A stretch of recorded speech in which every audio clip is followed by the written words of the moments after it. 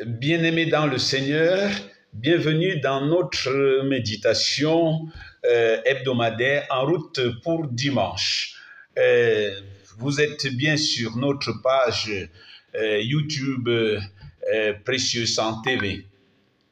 Pour ceux qui ne se sont pas encore abonnés, nous vous supplions, appuyez sur abonner et appuyez sur la petite clochette pour que chaque fois que nous mettons en ligne une nouvelle vidéo, que vous soyez avertis.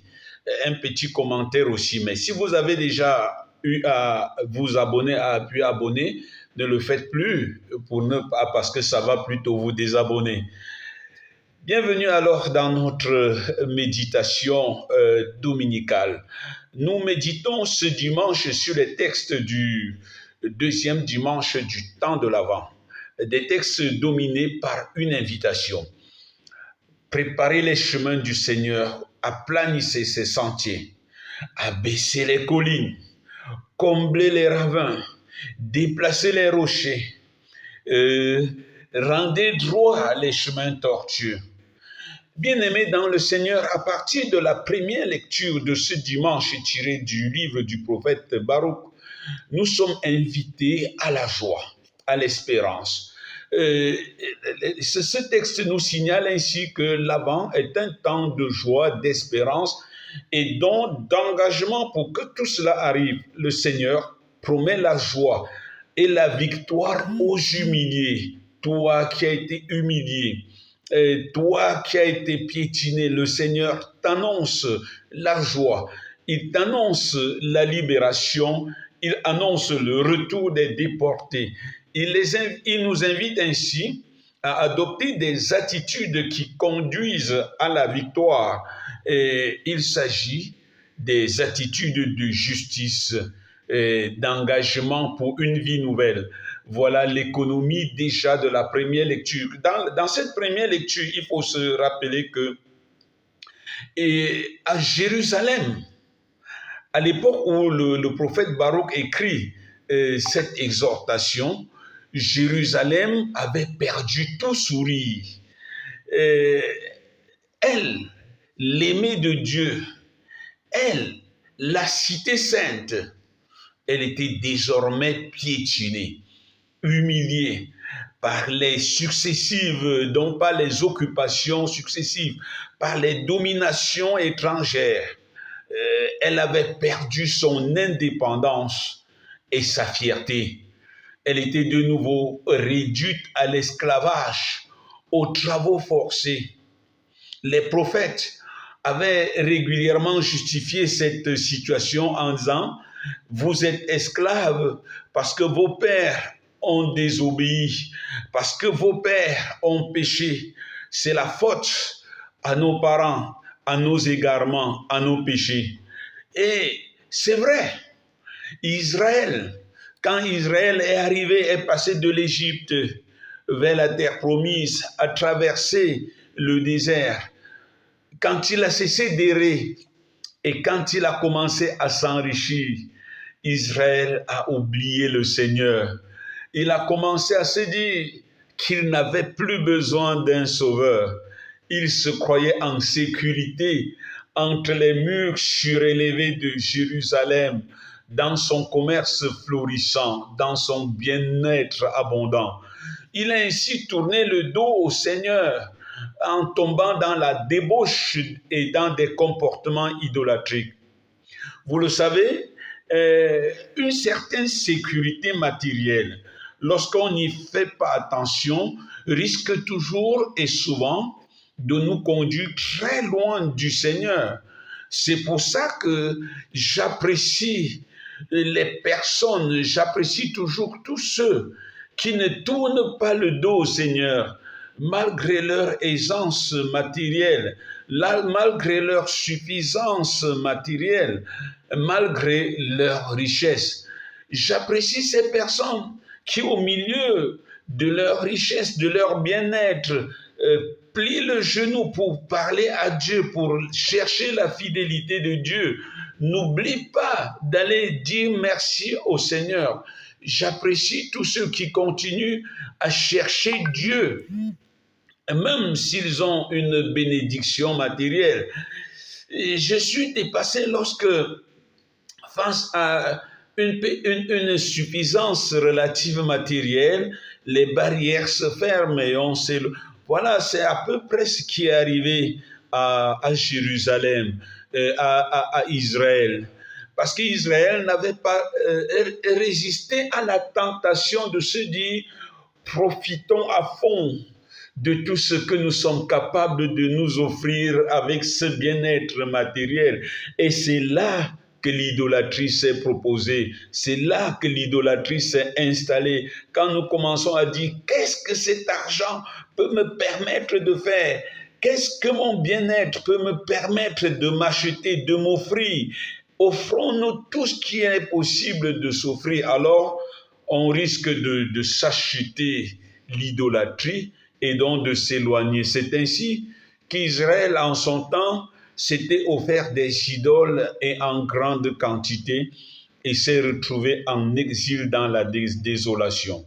Ainsi, après plusieurs années d'exil, de désolation, en exil, ils ont été humiliés, ils ont été piétinés, froissés. Et on se disait, mais c'est le peuple de Dieu, ça. C'est Dieu, vous racontez que c'est Dieu qui vous avait fait sortir d'Égypte. Alors la nouvelle génération, celle des fils de ceux qui avaient désobéi, commence à demander à Dieu, mais Seigneur, jusqu'à quand allons-nous continuer à payer la faute de nos pères? Jusqu'à quand allons-nous être ainsi encore humiliés? Pour combien de temps encore allons-nous être victimes ou bien subir cette situation? Le prophète Baruch, dans la première lecture, répond en annonçant, le Seigneur vous annonce la liberté, le don de la liberté, le don d'une vie nouvelle, la fin de l'humiliation, le retour des déportés. Le problème, le prophète annonce que le Seigneur écoute toujours les supplications, même des coupables, et il ne restera pas insensible. La joie reviendra. Voilà l'annonce et que nous écoutons cela dans le prophète Baruch ce dimanche lorsqu'il dit « Debout Jérusalem, tiens-toi sur ta hauteur et regarde vers l'Orient. Vois tes enfants rassemblés du couchant au levant par la parole du Dieu saint. Ils se réjouissent parce que Dieu se souvient. Dieu se souvient. Tu les avais vus partir à pied, amenés par des ennemis. Dieu te les ramène, portés en triomphe, comme sur un trône royal. Voilà l'annonce de la joie. Les déportés retourneront, l'humiliation va cesser, la joie reviendra. Et pour que cette joie soit possible, il faut préparer les chemins. Et voilà encore ce qui est écrit dans le livre du prophète de Baruch. Dieu a décidé que les hautes montagnes et les collines éternelles seraient abaissées, que les vallées seraient comblées. Ainsi la terre sera aplanie afin qu'Israël chemine en sécurité dans la gloire de Dieu. Voilà, pour que l'avènement de quelque chose de beau et de nouveau arrive, et Dieu ne porte pas pour nous plonger dedans, Dieu ne nous porte pas pour nous plonger dedans, il nous invite à préparer.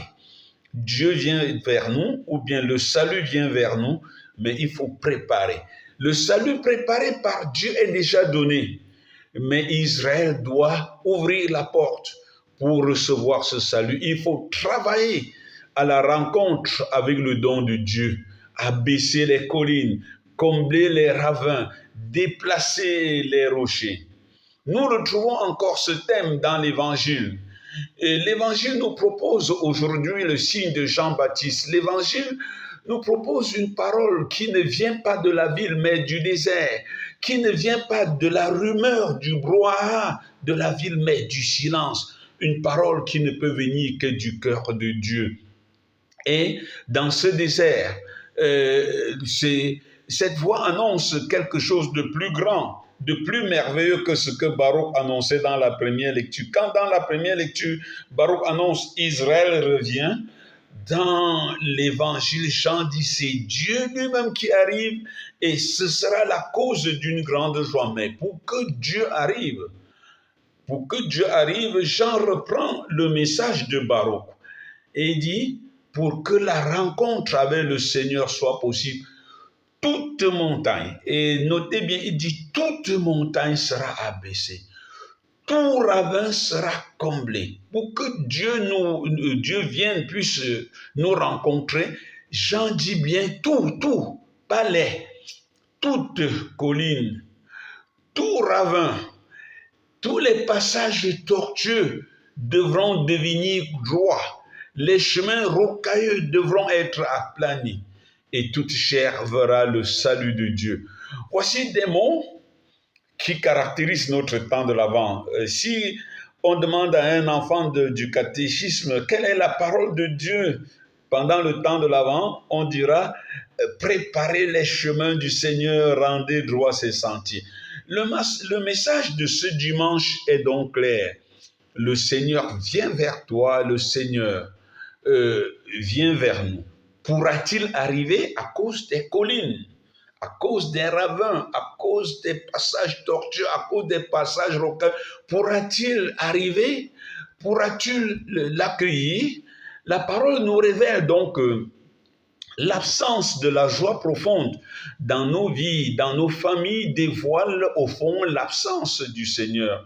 Nous ne vivons pas la joie du Seigneur dans nos familles à cause de ces ravins, à cause de ces montagnes, à cause de ces chemins tortueux et rocailleux.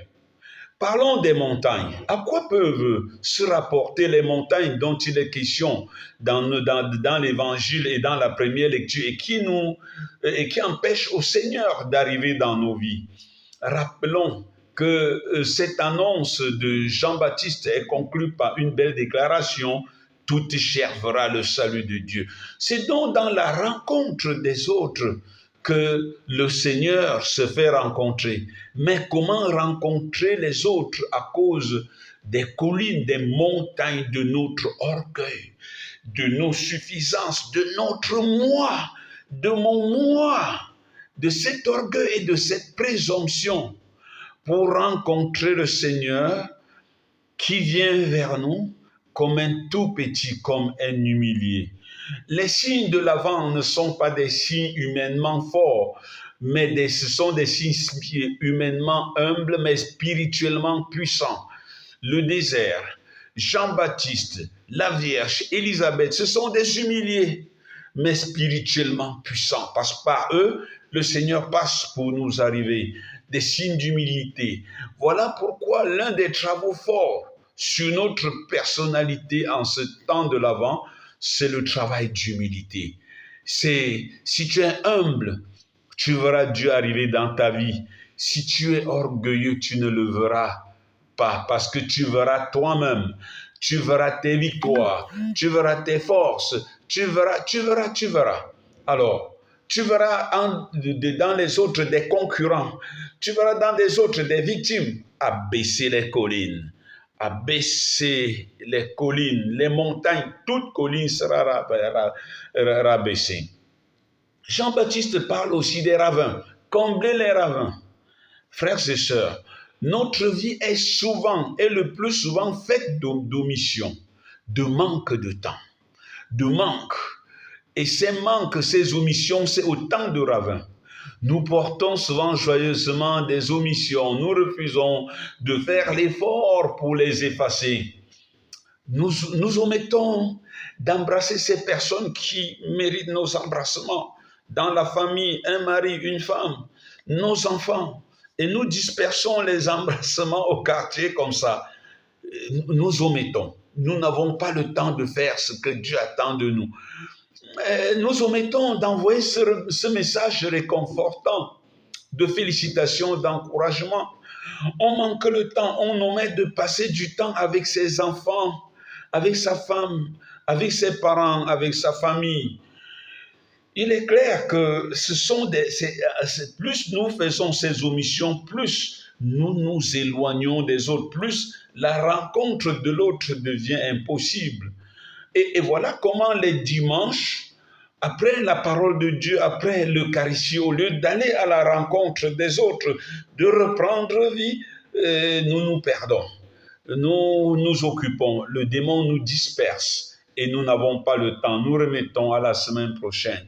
Il est clair que les omissions auxquelles nous nous habituons sont autant de ravins qui nous empêchent de rencontrer l'autre et de rencontrer le Seigneur.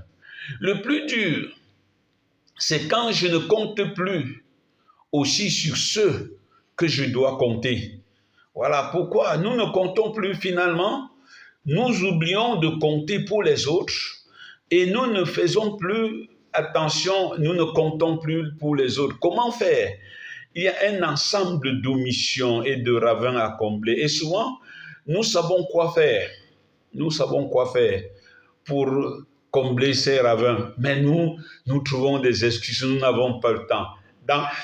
Nous savons ce qu'il faut faire pour être présent dans le cœur des enfants. Et souvent, dans le cœur de nos enfants, nous mettons plus souvent de cadeaux que de notre propre présence. Dans le cœur de nos enfants, il y a plus de cadeaux et nos enfants grandissent avec l'idée que le cadeau vaut plus que la présence, vaut plus que l'amour. Et demain, quand ils deviendront matérialistes, on va dire les temps ont changé. Nous devenons moins parents pour nos enfants et nous devenons des distributeurs de cadeaux, de biens, des choses, de gadgets. Nous ne sommes pas des parents. Nos omissions, combler des ravins. Oui, nous ne nous rendons pas compte que rester pour regarder un match en route, c'est peut-être le temps qu'il fallait passer pour découvrir la blessure de ces enfants qui ont un père mais qui vivent comme des enfants sans père. Et c'est une grave omission, c'est un ravin. Combler les ravins. Et cet ami qui est au fond de ma liste dans mon répertoire téléphonique, et plus le temps passe, moins je l'appelle, et plus il descend. Et on se dit, on n'a pas le temps. On n'aura jamais le temps, on se donne le temps. Ce sont des omissions, ce sont des ravins. Combler, tout ravin sera comblé. Et l'Évangile parle aussi des passages tortueux. Les passages tortueux deviendront droits. Combien de fois dans nos relations, nous avons des passages tortueux. Même souvent dans nos relations de famille, notre téléphone est codé. Et on explique, non, ce sont les secrets du travail. C'est pas vrai.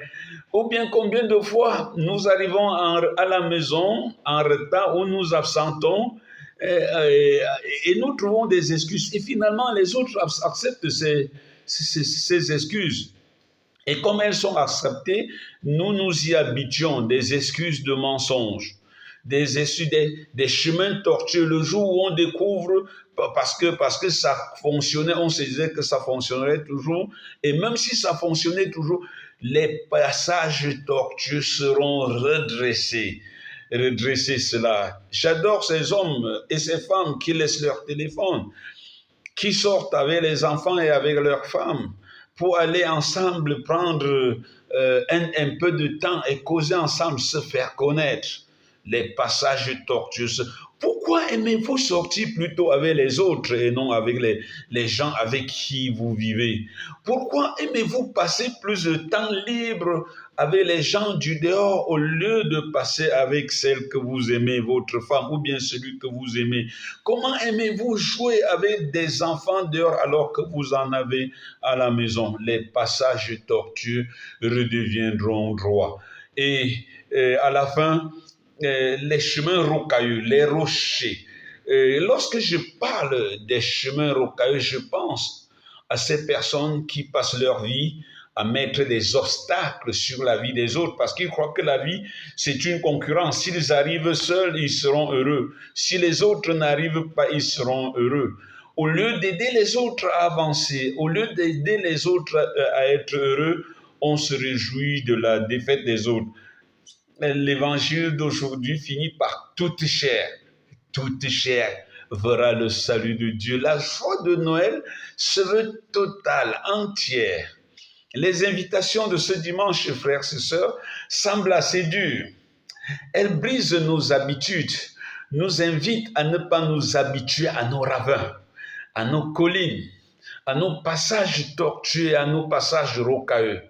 Paul, dans la deuxième lecture, encourage les pharisiens, les Philippiens sur la voie de la vertu et du discernement. Cherchez toujours ce qui plaît à Dieu. C'est à cette condition que la joie de Noël ne sera pas celle d'une autre fête parmi les fêtes, mais celle d'un avènement, de la rencontre avec Jésus. Bon dimanche et à dimanche.